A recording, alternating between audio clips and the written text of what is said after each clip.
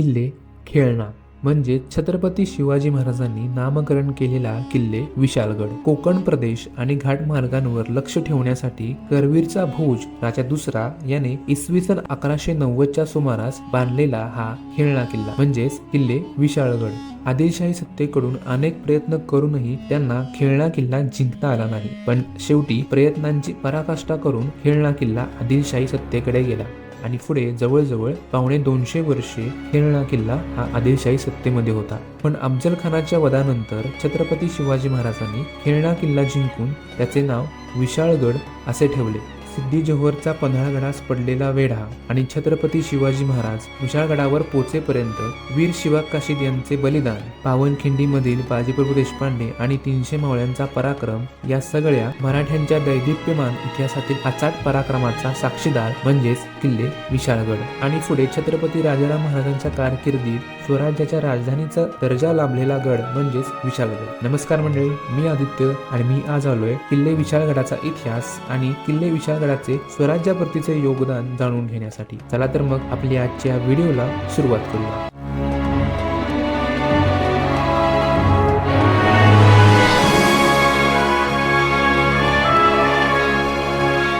ही प्राचीन वाट दरीतून येत होती आणि इथे तुम्हाला खाली दगडी पूल सुद्धा एक बघायला मिळेल किंवा हा सगळा बुरुजाचाच भाग येतो, तिथं पूर्ण ह्या बुरुजाची पडझड झाली। तर आता माझ्या समोर आहे पंत प्रतिनिधी यांचा राजवाडा। तर आता आपण राजवाडा पाहूया। आता आत गेल्यानंतर आपल्या डाव्या साईडला लगेच इथं एक विहिरीमध्ये जाण्यासाठी एक वाट आपल्याला पाहायला मिळते। तर इथून सुद्धा एक यायची वाट आपल्याला पाहायला मिळते। आपण ह्याच वाटेनं पहिल्यांदा आलो होतो। ही त्यावेळेची सदर असू शकते।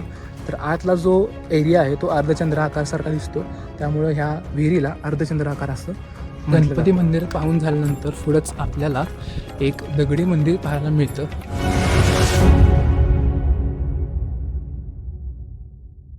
नमस्कार मंडळी, कसे आहात सगळे? आय होप तुम्ही सगळे छान असाल आणि मजेमध्ये असाल। तर मी आहे आदित्य आणि तुम्हाला सगळ्यांचं आपल्या एका नवीन व्हिडिओमध्ये मनापासून स्वागत करतो। तर आता आपण आहोत किल्ले विशाळगड याच्या पायथ्याशी। आता पायथ्यापासून ज्या वाटा गडावर जाण्यासाठी आपल्याला पाहायला मिळतात त्यातल्या एका वाटेवर मी आहे। आता माझ्या मागं ही एक वाट जाते जी किल्ल्याच्या त्या बुरुजातून आत आपल्या किल्ल्याला प्रवेश आपल्याला करायला मिळतो त्या वाटेवरून। आणि माझ्या पुढं जी आहे वाट लोखंडी शिडीची वाट आहे। तशा 2 प्रकारच्या वाटा आहेत आणि ह्या 2 प्रकारच्या ह्या वाटांवर येण्यासाठी आपल्याला एक लोखंडी पूल आपल्याला पाहायला मिळतो। ती जी कमान दिसते त्या कमानीतून आपण आत येतो। पार्किंगसाठी तिथे एरिया आहे, त्या एरियातून पुढे आल्यानंतर काही हॉटेल्स आहेत, पार्किंग एरिया तुम्हाला पाहायला मिळतो। तर त्या एरियातून पुढे आल्यानंतर तुम्हाला ह्या साईडला हा आपल्याला लोखंडी पूल आपल्याला पाहायला मिळतो, जो की इथंपर्यंत ह्या गडाशी कनेक्टेड आहे। त्या एरियातून थोडं पुढं आल्यानंतर आपल्या इथे लोखंडी पूल पाहायला मिळतो। तर ह्या लोखंडी पुलाच्या उजव्या साईडला आपल्याला ती पायऱ्यांची वाट पाहायला मिळते आणि तिथून सरळ पुढे ह्या साईडला लोखंडी शिडीची वाट आपल्याला पाहायला मिळते, जे गडाच्या डाव्या साईडला आपल्याला जाऊन मिळते। पुलाच्या डाव्या साईडला खाली उतरल्यानंतर ह्या वाटेने आपल्याला अजून एक वाट पाहायला मिळते, जी गडाची अगदी प्राचीन वाट आपण म्हणू शकतो। प्राचीन वाट का? तर जेव्हा गड बांधला गेला तेव्हा ह्या गडावर चहूबाजूनी डोंगर आपल्याला पाहायला मिळतो।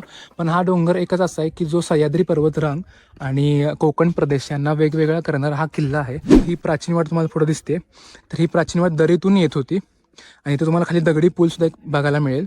दरीतून पहिल्यांदा गडावर यायची वाट होती, लोखंडी पूल आहे, त्याच्या अलीकडे ही तुम्हाला कमान दिसेल भगव्या झेंड्याची। तर ती आता सध्या वाट बंद केली, तर ती प्राचीन वाट आहे। त्या वाटेनं आपण खाली ह्या साईडनं ह्या वाटेवरून वर ह्या गडावर इथून ह्या वाटेनं असं वडावर जाऊ शकतो। तर ही तिसरी वाट आहे, प्राचीन वाट। लोखंडी पुलाची जी उजव्या साईडची वाट आहे, डाव्या साईडची वाट आहे आणि ही सगळ्यात प्राचीन वाट। तर ही आपण 3 वाटा सध्या बघितल्या। आता ह्या 3 वाटा बघून आपण आता लोखंडी शिडीची जी वाट आहे तर त्या शिडीवरून वर जाऊन आपण किल्ला बघायला सुरुवात करणार आहोत। किल्ल्याचा पडलेला बुरुज जो आहे, ढासळलेला बुरुज, त्या बुरुजाचे अवशेष तुम्हाला इथं पाहायला मिळतील। हा सगळा पार्किंगचा एरिया आहे, पार्किंग, हॉटेल्स, ह्या सगळा एरिया आहे। हा आपला लोखंडी पूल आणि ह्या पुलातून उजव्या साईडला ह्या साईडला एक वाट जाते। ही खालची जी मंदिर दिसते ती प्राचीन वाट आणि आपण ह्या लोखंडी शिडीवरून वर जाऊन किल्ला बघण्यासाठी आपण सुरुवात करणार आहोत। तर ह्या साईडला एक बुरुज आपल्याला पाहायला मिळेल, त्याची पडझड झाली। ह्या साईडला एक बुरुज आहे, इथे एक बुरुज आहे किंवा हा सगळा बुरुजाचाच भाग येतो, तिथं पूर्ण ह्या बुरुजाची पडझड झाली।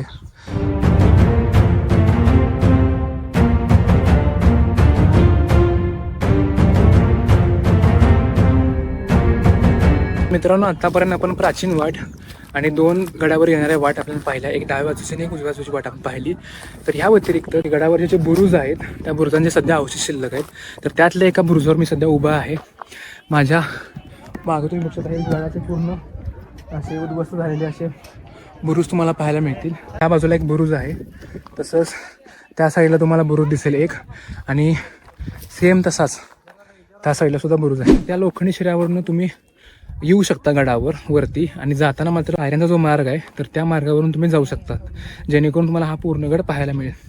तर आता लोखंडी शिड्याचा जो मार्ग आहे त्याच्यावर जे बुरुज आहेत, लोखंडी शिड्याचा जो मार्ग आहे तर त्या मार्गावर जे बुरुज आहेत तर त्या बुरुजाची पूर्णपणे बडसट झाले, पूर्ण ते बुरुज पडलेत. आणि कालांतरामध्ये सुद्धा काही काही बुरुज हे बुरुजाची दगड जी आहेत ते ढासळी आपल्याला पाहायला मिळतात. त्याच बाजूला ज्या पायऱ्यांचा जो मार्ग आहे त्या मार्गावरचे बुरुज आहेत तर त्यांचं मात्र संवर्धन करून चांगल्या प्रमाणात बांधून त्या बुरुजांचं संवर्धन झालेलं आहे. चांगल्या पद्धतीने ते बुरुज बांधलेले आहेत.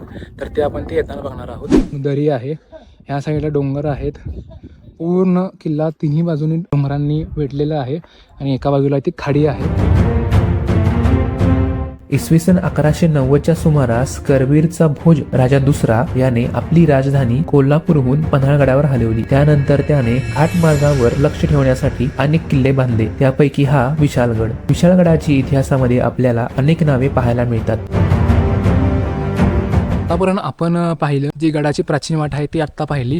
नंतर प्राचीन वाट सोडून ज्या 2 वाटा गडावर येतात तर त्या 2 वाटा सुद्धा पाहिल्या. लोखंडी पूल पाहिला, आणि जे पडलेले बुरुज जे होते ते सुद्धा पाहिले. लोखंडी शिडीचा जो मार्ग आहे तर त्या मार्गावरून सरळ पुढं डाव्या बाजूला आलं की आपल्याला अर्धचंद्र विहीर, चौकोनी विहीर, पंतप्रतिनिधी राजवाडा, टकमक टोक अशा बऱ्याचशा गोष्टी आपल्याला पाहायला मिळतात. त्याच ठिकाणं पाहून थोडंसं पुढं म्हणजेच डाव्या बाजूला आल्यानंतर तर आपल्याला तिथे बाजीप्रभू देशपांडे यांची समाधी, फुलाजी प्रभू देशपांडे यांची समाधी, हनुमान मंदिर हे सुद्धा पाहायला मिळतं. तर आता माझ्या समोर आहे पंतप्रतिनिधी यांचा राजवाडा. तर आता आपण राजवाडा पाहूया, आणि वाड्याच्या आसपास जे काही ठिकाण आहेत, चौकोनी विहीर, अर्धचंद्र आकार विहीर, हे सुद्धा मी तुम्हाला दाखवणार आहे. पंतप्रतिनिधी वाडा ह्याचा हा जो फलक आहे तो आपल्याला पाहायला मिळतो. तर तो फलक पाहून आपण पुढे आल्यानंतर आपल्याला हा जो वाड्याचा जो परिसर आहे तो आपल्याला पाहायला मिळतो. तर आपण आत आल्यानंतर आपल्याला डाव्या बाजूलाच म्हणजे आता इथं मला वाटतं हा वाड्याचा दरवाजा असेल, कारण की इथं लाकडी ओंडके ठेवण्याची जागा आपल्याला पाहायला मिळते. की तुम्हाला छोटे छोटे चौकोन तुम्हाला दिसतील, हे चौकोन आणि हे चौकोन, इथं लाकडी ओंडका ठेवला जात असे. आणि इथे तुम्हाला उंबरठा टाईप दिसेल तुम्हाला इथं, जे ह्या साईडला मोठा दगड आहे, ह्या साईडला मोठा दगड आहे, आणि मध्ये छोटीशी अशी येण्या जाण्याची वाट आहे. तर हा पूर्ण दरवाजाचा भाग असेल. त्याचं छप्पर पूर्ण उडालं आहे, फक्त आता हे जे दगडी बांधकाम जे अवशेष शिल्लक आहेत ते फक्त आपल्याला पाहायला मिळतात. तर ह्या बाजूला एक अशी दगडी भिंत आणि दरवाजासाठी असलेली एक प्रकारची सेटिंग आपण म्हणू शकतो. तर ही सेटिंग आहे. प्लस इथं पण आपल्याला पाहायला मिळेल एक दगडी कट्टासुद्धा आपल्याला इथं पाहायला मिळेल. की हा जो आपला वाड्याचा परिसर आपल्याला पाहायला मिळतो, इथं आपल्याला दरवाजासाठी एक जागा किंवा दरवाजा इथं असेल असं आपल्या या जागेवरून आपल्याला लक्षात येतं. हा राजवाड्याचा मेन दरवाजा असू शकतो. ह्या साईडला चौकोनी विहीर नावाची विहीर आहे, आपण ते बघणारच आहोत. पण पहिल्यांदा आपण वाडा बघूया. आता आपण आत जाऊया. तर आत गेल्यानंतर आपल्या डाव्या साईडला लगेच इथं एक विहिरीमध्ये जाण्यासाठी एक वाट आपल्याला पाहायला मिळते. तर त्या वाटेसुद्धा आपण जाणार आहोत. पण आपण पहिला वाडा बघूया आणि मग ह्या वाटेत आपण आत जाऊन जी चौकोनी विहीर आहे ह्या साईडला तर आपण ते बघणार आहोत. तर हा जो आपला वाडा आहे, दरवाजातून आत आल्यानंतर आपल्याला इथे एक पायऱ्या आणि ह्या साईडला पायऱ्या सुद्धा पाहायला मिळतील. बेसिकली ह्या पायऱ्यातून वर जाण्यासाठी हा मार्ग असणार आहे. आणि इथं तुम्हाला या वाड्याचं पूर्णपणे स्ट्रक्चर आपल्याला पाहायला मिळेल की कसं असेल. तर छोटासा एक आउटले जाण्यासाठी मार्ग तुम्हाला पाहायला मिळेल. तर मी तुम्हाला ते जवळ गेल्यानंतर दाखवेन. पण आता आपण तोपर्यंत हे जे वाड्याचे जे अवशेष आहेत ते आपण बघूया. तर ही पूर्ण बाउंड्री लाईन किंवा एक कंपाऊंड म्हणतो ना आपण, बिल्डिंगचं कसं स्ट्रक्चर असतं, तर त्या पद्धतीचं हे असू शकतं. जेणेकरून आता ते संवर्धन करताना हे त्यांनी दगड सगळे रचून ठेवले तिथं. हा सगळा वाडा आहे. तर इथून सुद्धा एक यायची वाट आपल्याला पाहायला मिळते. आपण ह्याच वाटेनं पहिल्यांदा आलो होतो, पण ही वाट मेन नसून तर तो दरवाजा आपण मगाशी जो पाहिला तो दरवाजातली वाट हा मेन एंट्रन्स आहे या वाड्याचा.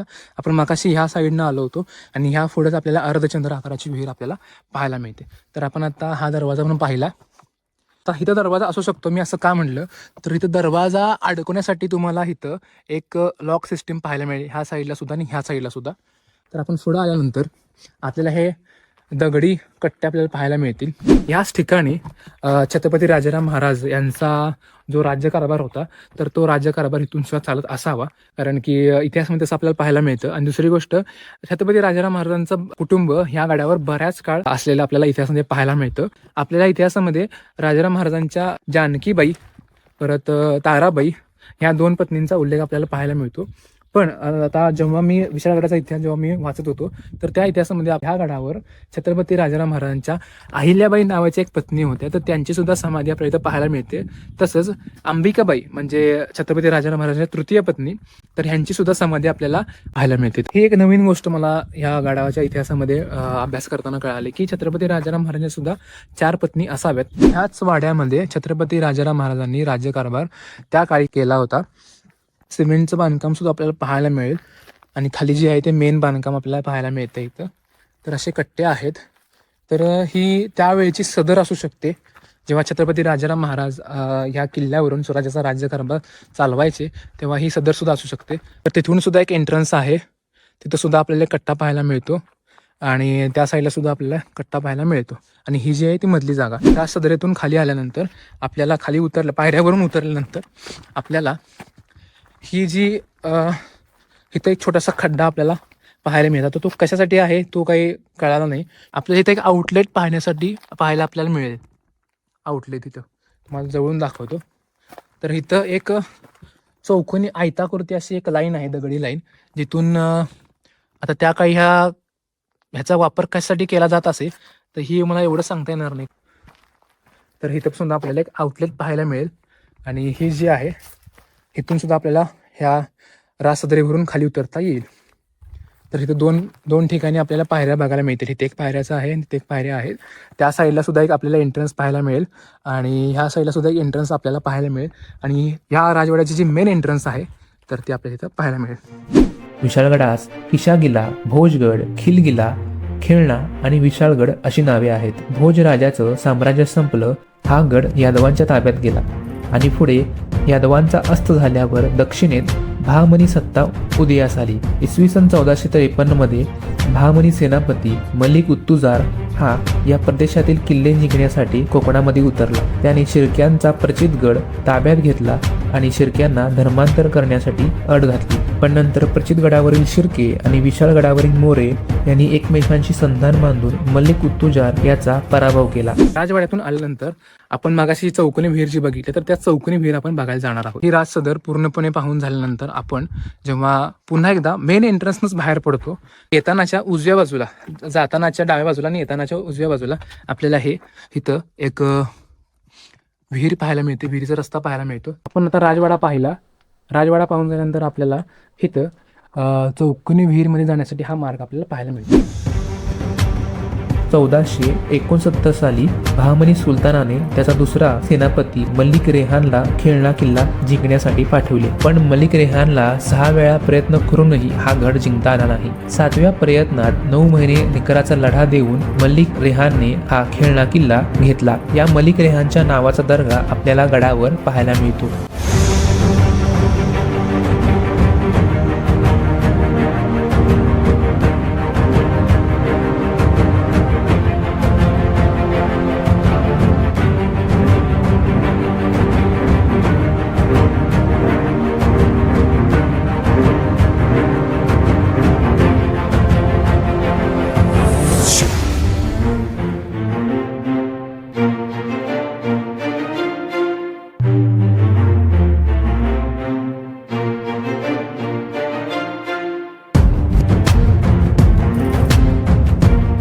इथे तुम्हाला चौकोनी विहीर पाहायला मिळेल आणि इथे तुम्हाला इथं देवडी टाईप इथे तुम्हाला पाहायला मिळेल.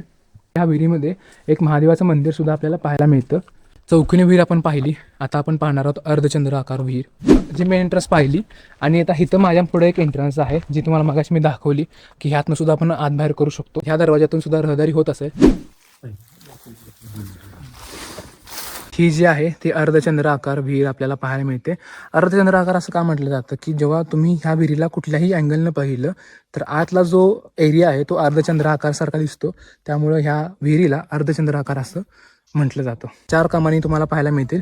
इथे एक आहे, इथं समोर एक आहे, ह्या साईडला एक आहे आणि ह्या साईडला आहे.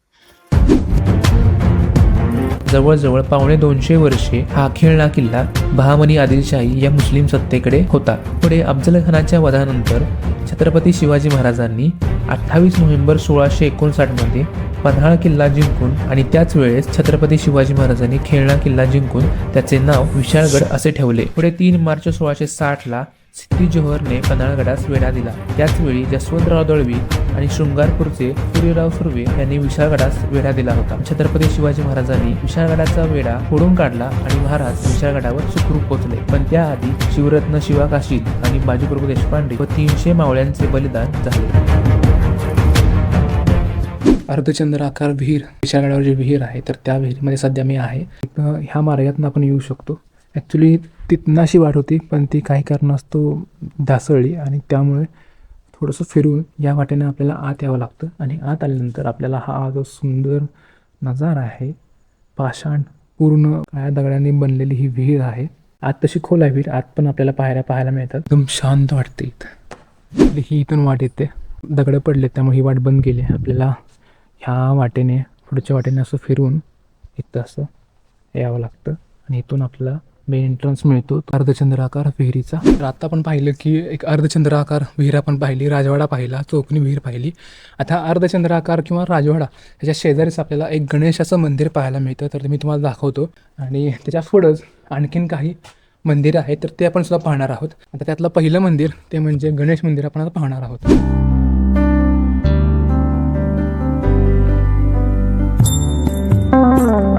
तर त्या बाजूला राजवाडा आहे, चौकोनी विहीर आहे, अर्धचंद्राकार विहीर आहे. तर त्याच्याबरोबर उजव्या साईडला आपल्याला हे गणेशाचं मंदिर आपल्याला पाहायला मिळतं.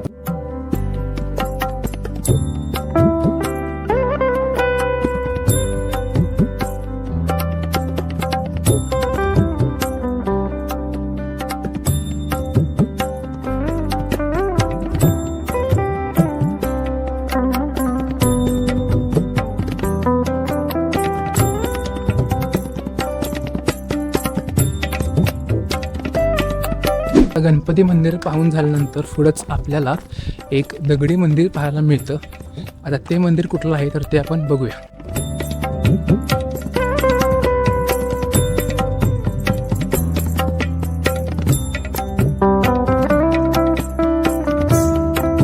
माझ्या मागं तुम्ही हे गणेश मंदिर पाहिलं. ह्या गणेश मंदिराच्या पुढेच आपल्याला ते दगडी मंदिर पाहायला मिळतं. ते आहे विठ्ठल रुक्मिणी मंदिर आणि त्या शेजारीच आहे भगवंतेश्वराचं मंदिर.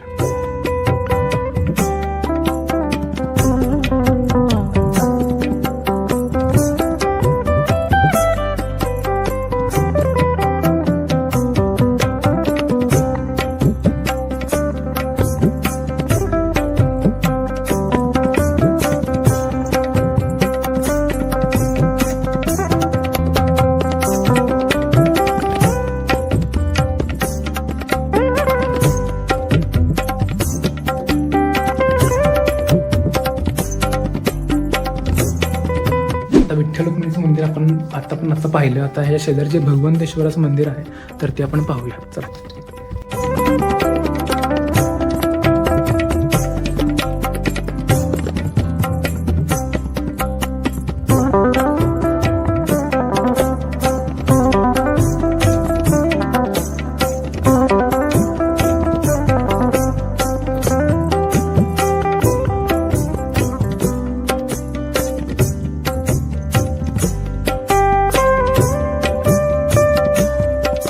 आपण ही 2 मंदिरं पाहिली. आता आपण किल्ल्यावर ज्या काही पुढच्या वस्तू आहेत, ज्या काही राहिलेल्या वस्तू आहेत त्या वस्तू आपण आता बघणार आहोत.